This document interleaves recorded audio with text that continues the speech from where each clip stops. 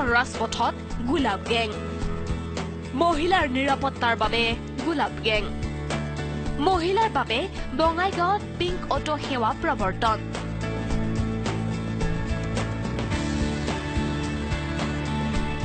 মহিলাৰ সুৰক্ষাৰ প্ৰতি লক্ষ্য ৰাখি উত্তৰ পূবত প্ৰথমবাৰ বাবে মহিলা যাত্ৰীসকলৰ সুবিধাৰ্থে মুকলি কৰা হ'ল পিংক অটো সেৱা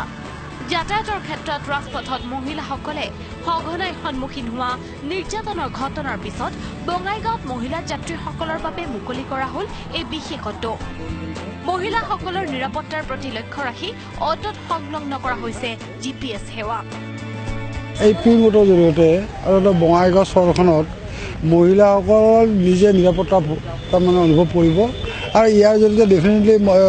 অটো বা অন্যান্য যিবিলাক তাৰমানে টেক্সি আছে সেইবিলাকত মহিলাসকল যেনেদৰে তাৰমানে মাজে সময়ে অত্যাচাৰৰ বলি হয় ইয়াৰ ফলত তাৰমানে তেনেধৰণৰ অত্যাচাৰৰ বলি হ'বলগীয়া নহ'ব আৰু মই ভাবোঁ যে ইয়াৰ জৰিয়তে মহিলাসকল সুৰক্ষিত হ'ব কিন্তু এই পিংক অটো সেৱাৰ আঁৰত আছে এগৰাকী মহিলাৰ কৰুণ কাহিনী এটা বছৰ পূৰ্বে বঙাইগাঁৱৰ স্থানীয় মহিলা প্ৰতিভা বৰুৱা সন্মুখীন হৈছিল ভয়ংকৰ নিৰ্যাতনৰ আত্মীয়ৰ ঘৰৰ পৰা নিজ ঘৰলৈ উভতি আহি থকাৰ পথত চলন্ত অটোৰ ভিতৰত অকথ্য নিৰ্যাতন চলাইছিল এইগৰাকী মহিলাৰ ওপৰত দুই দুৰ্বৃত্তৰ কবলৰ পৰা নিজকে ৰক্ষা কৰিবলৈ প্ৰতিভা বৰুৱাই জাপ দিছিল চলন্ত অটোৰ বাহিৰলৈ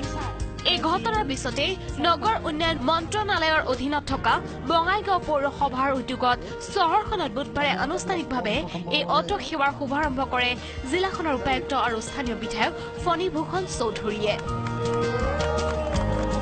আমাৰ উপায়ুক্ত মহোদয়ৰ লগত আমি আলোচনা কৰিলোঁ আমাৰ চিটি প্ৰজেক্ট মেনেজমেণ্টৰ যিজন আছে কুসুম্বৰ